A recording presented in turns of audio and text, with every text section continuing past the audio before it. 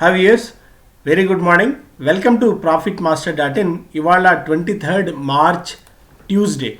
So ఈరోజు మార్కెట్స్ని ప్రభావితం చేయబోయే అంశాలు ఏమేమి ఉన్నాయి, టాప్ బిజినెస్ హెడ్లైన్స్ ఏమున్నాయి, అమెరికన్ మార్కెట్స్ అండ్ ఇంటర్నేషనల్ మార్కెట్స్లో జరిగిన మేజర్ ఈవెంట్స్ ఏంటి, అవన్నీ కూడా మనం చూద్దాం. ముందుగా అమెరికన్ మార్కెట్స్లో నిన్న మళ్ళీ కొద్దిగా పాజిటివ్ మొమెంటం కనిపించింది. వీక్ని ఈ వారాన్ని ఒక మంచి ఉత్సాహంతో కిక్ స్టార్ట్ చేసింది. డౌజోన్స్ 103 పాయింట్స్ ప్లస్తో, అంటే 0.3% గెయిన్స్తో, అలాగే S&P 500 0.7% గెయిన్స్తో లాభపడితే, నాస్డాక్లో మళ్ళీ స్ట్రాంగ్ రీబౌండ్ చూసాం. 1.2% గెయిన్స్తో నాస్డాక్ కూడా క్లోజ్ అయింది. అండ్ ఏషియన్ మార్కెట్స్లో ఇప్పుడు నికీ పాజిటివ్గా ట్రేడ్ అవుతుంది. 0.5% పైన గెయిన్స్ మనం చూస్తున్నాము. అలాగే ఆయిల్ మార్కెట్ పరంగా చూస్తేనేమో బ్రెంట్ ఒక 1% తగ్గింది. $64 దగ్గర అటు ఇటుగా ట్రేడ్ అవుతుంది. Oil rises slightly despite demand fears amid Europe lockdowns. యూరోప్లో కొద్దిగా లాక్డౌన్స్ మళ్ళీ పెడతారన్న ఒక అంచనాల నేపథ్యంలో బ్రెంట్ అలాగే క్రూడ్లో కొద్దిగా వీక్నెస్ మనం చూస్తున్నాం. బట్ స్టిల్ $60 పైన చాలా పటిష్టంగా బ్రెంట్ అయితే ట్రేడ్ అవుతుంది. అండ్ గోల్డ్ ఒక ఫ్లాట్ ట్రేడింగ్ ట్రెండ్. గోల్డ్లో కూడా 0.25% లాస్ కనిపిస్తుంది. గోల్డ్లో $1734, $1735 దగ్గర గోల్డ్ ట్రేడ్ అవుతుంది. బాండ్ మార్కెట్స్లో బయింగ్ ప్రైజెస్ ఇంకా పీక్లోనే ఉన్నాయి. 10-year బాండ్ ఈల్డ్స్ పెరుగుతున్నాయి. ఆల్మోస్ట్ 1.7% దగ్గర US 10-year బాండ్ ఈల్డ్స్ ఉన్నాయి. ఎందుకంటే టర్కిష్ లీరా వీక్ అవుతుంది. ఎందుకంటే అక్కడ ట్రెజరీలో అనిశ్చితి కారణంగా మిగిలిన కరెన్సీస్లో పెంచుకుంటున్నాయి. అందుకని US 10-year బాండ్ ఈల్డ్స్ 1.7%కి చేరుకుంది. క్రిప్టో కరెన్సీ చూస్తేనేమో బిట్ కాయిన్లో $2,700 క్షీణించింది. $54,000-$55,000 దగ్గర బిట్ కాయిన్ ట్రేడ్ అవుతుంది. Ethereum 5% down, and light coin కూడా 5% దాకా నష్టపోయింది. ఎందుకంటే జెరోమ్ పవెల్ గారు వ్యాఖ్యానించారు, Powell calls crypto currencies not really useful stores of value. So వీటిని ఒక యూస్ఫుల్ స్టోర్స్, విలువ కలిగిన స్టోర్స్గా వీటిని చూడలేము అన్నది ఆయన చేసిన వ్యాఖ్యలు. అయితే at the same time fed will move slowly. So వీటిని కొనసాగించాలా, నిషేధించాలా, వీటి పరిస్థితి ఏంటి అన్న దాని మీద ఫెడ్ కాస్త స్లోగా నెమ్మదిగా వెళ్తుంది అన్నది ఆయన చెప్పిన మాట. అంటే ప్రస్తుతానికి ఎలాంటి నిర్ణయం, ఎలాంటి చర్యలు ఏవి తీసుకోకపోవచ్చు అనే సంకేతం ఆయన పరోక్షంగా ఇచ్చారు. బట్ ఇంటర్నేషనల్గా చూస్తే మేజర్గా మనకు పెద్ద అటు పాజిటివ్ న్యూస్ కానీ నెగిటివ్ న్యూస్ కానీ పెద్ద ట్రిగ్గర్స్ ఏం లేవు.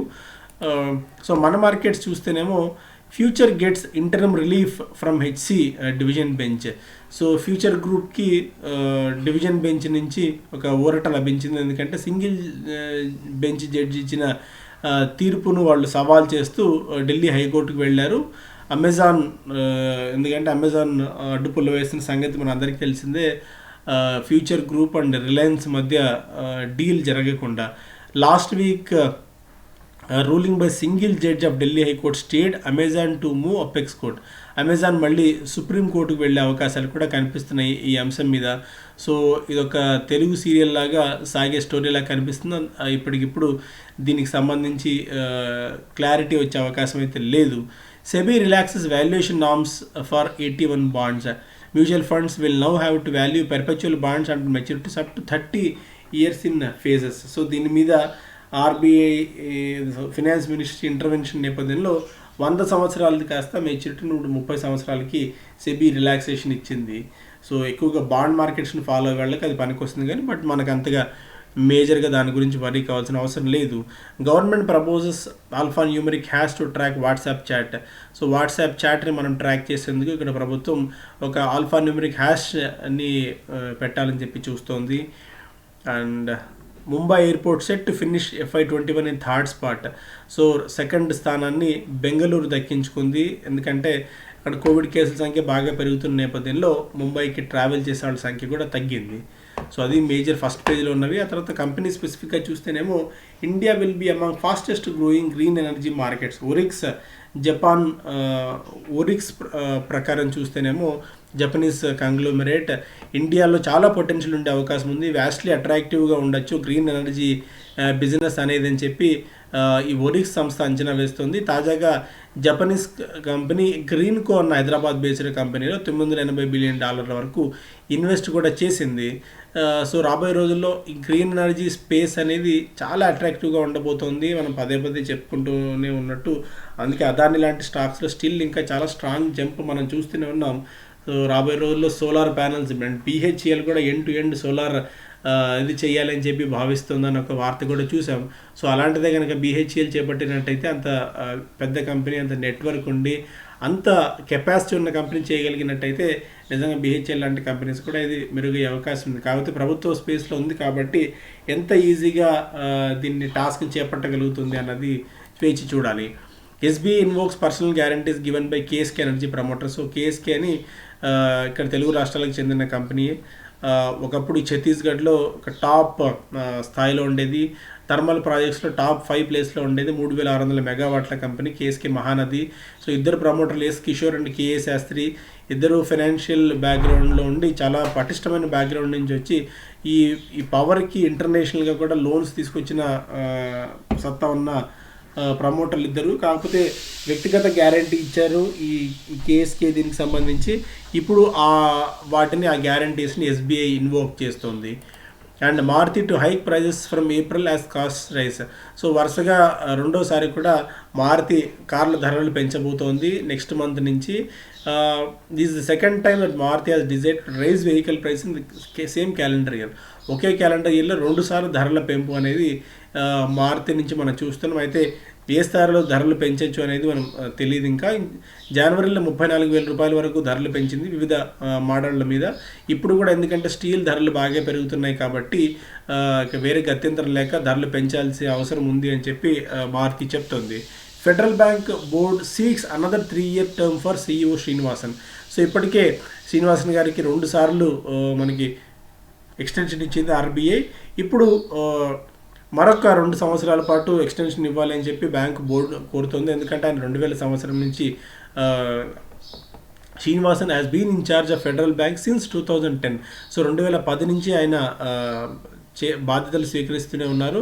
సో బ్యాంక్ని ఉన్నత స్థాయికి తీసుకురావడంలో ప్రధాన పాత్ర పోషించారు. టాప్ లీడర్లో ఆయన ఉండడం వల్ల కంపెనీకి బ్యాంక్కి కలిసి వచ్చే అంశంగానే ఉంటుంది. ఒకవేళ అలా కాకపోయినా సమర్థంగా బ్యాంకును మళ్ళీ ముందుకు తీసుకెళ్లే నాయకత్వాన్ని తీసుకొస్తామని చెప్పి బోర్డు కూడా చెప్తుంది. Pacific Alliance buys 51% stake in Edelweiss Wealth. So Edelweiss వెల్త్లో పసిఫిక్ అలయన్స్ గ్రూప్ అనేది అతిపెద్ద FDI తీసుకుంది అంటే పెట్టుబడులు పెట్టింది 2,400 కోట్ల రూపాయలు. ఎడిల్వైజ్ వెల్త్లో 51% వాటాని సంస్థ కొనుగోలు చేసింది. వెల్త్ మేనేజ్మెంట్ స్పేస్ కూడా రాబోయే రోజుల్లో మరింత అట్రాక్టివ్గా ఉండే అవకాశం మనకి కనిపిస్తుంది. సో ఇదొక పాజిటివ్ అంశం ఎడిల్వైజ్ వెల్త్కి, బట్ నాట్ ఫర్ ఇప్పుడున్న ఎడిల్వైజ్కి. ONGC oil India shares may have limited upside after recent gains. So ONGC oil India బాగా పెరిగి ఉన్నాయి కాబట్టి ఈ క్రూడ్ ధరలు పెరగడం వల్ల ఇమీడియట్గా కంపెనీస్కు వచ్చే బెనిఫిట్ ఏమి ఉండకపోవచ్చు అని చెప్పి స్ట్రీట్ ఎక్స్పెక్ట్ చేస్తుంది. ఈ అప్స్ట్రీమ్ ఆయిల్ కంపెనీస్లో ONGC 21% ఇప్పటికే పెరిగింది, ఆయిల్ ఇండియా కూడా 16% ఇప్పటికే పెరిగిన నేపథ్యంలో వీటిలో మరింతగా అప్సైడ్ ఇక్కడి నుంచి ఉండే అవకాశం తక్కువ అనేది అనలిస్టులు చెప్తున్న అంశం. Goldman sees 20% downside for TaMo. So Tata మోటార్స్కి ఇక్కడ నుంచి 20% డౌన్ సైడ్ ఉండే అవకాశం ఉంది అని చెప్పి గోల్డ్మ్యాన్ సాక్స్ అంచనా వేస్తుంది. అహెడ్ ఆఫ్ ఇట్స్ ఫండమెంటల్స్ ఉన్నదానికంటే 70% అధికంగా స్టాక్ పెరిగిపోయింది అని చెప్పి గోల్డ్మ్యాన్ సాక్స్ చెప్తుంది. The brokerage has retained sell call with upgrade target price of 241 from 175 rupees. So target ప్రైస్ని 241 రూపాయలకు తగ్గించడం మనం చూస్తున్నాము టాటా మోటార్స్కి ఈ గోల్డ్మ్యాన్ సాక్స్. అండ్ వోల్టాలిటీ ఫెయిల్స్ టు అన్నారు రిటైల్ ప్లేయర్స్. సో ఈ వోల్టాలిటీ గత కొద్ది రోజు నుంచి లాస్ట్ ఒక 2-3 వీక్స్ నుంచి కన్సాలిడేషన్ ఫేజ్ కొనసాగుతున్నప్పటికీ రిటైల్ ఇన్వెస్టర్స్ అలాగే HNI మాత్రం హై నెట్వర్త్ ఇండివిజువల్స్లో మాత్రం ఎలాంటి ఒడిదుడుకులు లేవు, మార్కెట్స్లో ఉన్నాయి. కానీ వీళ్ళు మాత్రం ఎక్కడ వెనక్కి తగ్గకుండా బయింగ్ మొమెంటం కొనసాగిస్తూనే ఉన్నారు అనేది ఒక వార్త మనం చూస్తున్నాం. And first page Business Standard SEBI reliance on norms for 81 bond valuation. So perpetual బాండ్స్కి సంబంధించి మనం ఆల్రెడీ మాట్లాడుకున్నాం. DFI to get direct access to RBI's funding facilities. So ఏదైతే ఒక కొత్త సంస్థని ఏర్పాటు చేసి డెవలప్మెంట్ ఫినాన్స్ని రోడ్డు ఇన్ఫ్రా అలాగే వివిధ రంగాలకి రుణాలు ఇవ్వాలని చెప్పి ప్రభుత్వం భావిస్తుందో దీనికి RBI నుంచి ఫండింగ్ ఫెసిలిటీస్ నేరుగా ఉంటాయని చెప్పి రిజర్వ్ ఫినాన్స్ మినిస్ట్రీ చెప్తోంది. Delhi high court stays order on future Reliance deal అదొక అంశం. ఫస్ట్ పేజ్లో interval between 2 Covishield doses revise to 4 to 8 weeks ఒక అంశం. అలాగే analyst see further rerating in PSU stocks and divestment hope.